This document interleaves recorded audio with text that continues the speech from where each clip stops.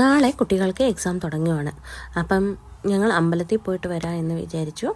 അങ്ങനെ ഞങ്ങൾ അമ്പലത്തിലോട്ട് പോകാൻ വേണ്ടിയിട്ട് ഒരുങ്ങിപ്പോയി. അപ്പോൾ പോകാനുള്ള അമ്പലം ഞങ്ങളുടെ വീടിൻ്റെ അടുത്തുള്ള ഇസ്കോൺ ടെമ്പിളിലാണ് പോയത്. വീട്ടിൽ നിന്ന് കുറച്ച് ദൂരമേ ഉള്ളൂ പോകാനുള്ളത്, വാക്കിംഗ് ഡിസ്റ്റൻസേ ഉള്ളൂ. എന്നാലും ഞങ്ങൾ വണ്ടിയിലാണ് പോയത്.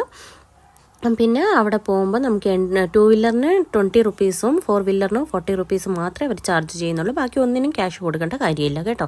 പിന്നെ അവിടെ സ്റ്റെപ്പ് കയറി കുറേ നടക്കണം. പിന്നെ വയ്യാത്തവർക്കാണെങ്കിൽ വീൽ ചെയറും ഉണ്ട്, ലിഫ്റ്റ് കാര്യങ്ങളൊക്കെ അവർ ഒരുക്കിയിട്ടുണ്ട് കേട്ടോ.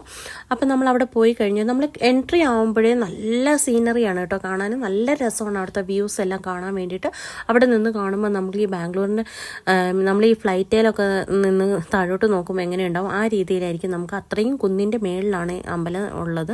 പിന്നെ അകത്ത് കയറി തൊഴുതു. അവിടെ സ്ഥിതി ചെയ്തിരിക്കുന്നത് രാധയും കൃഷ്ണനെയും പിന്നെ തിരുപ്പതി ഭഗവാനെയാണ് ഉള്ളത്.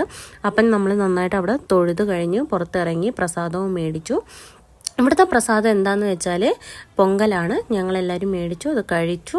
പിന്നെ തിരിച്ച് ഇറങ്ങുന്ന സമയത്ത് ഞങ്ങൾ ചെരുപ്പ് എടുത്തു. ആ ചെരുപ്പ് എടുക്കുന്നിടത്ത് അവിടെ കണ്ടോ ലൈനായിട്ട് നല്ല വൃത്തിയായിട്ടാണ് ചെരുപ്പ് വെക്കാനുള്ള ഒക്കെ ചെയ്ത് കാണിച്ചിരിക്കുന്നത്. അങ്ങനെ ഞങ്ങളെല്ലാം കഴിഞ്ഞ് ഞങ്ങൾ പുറത്തോട്ട് വന്നു.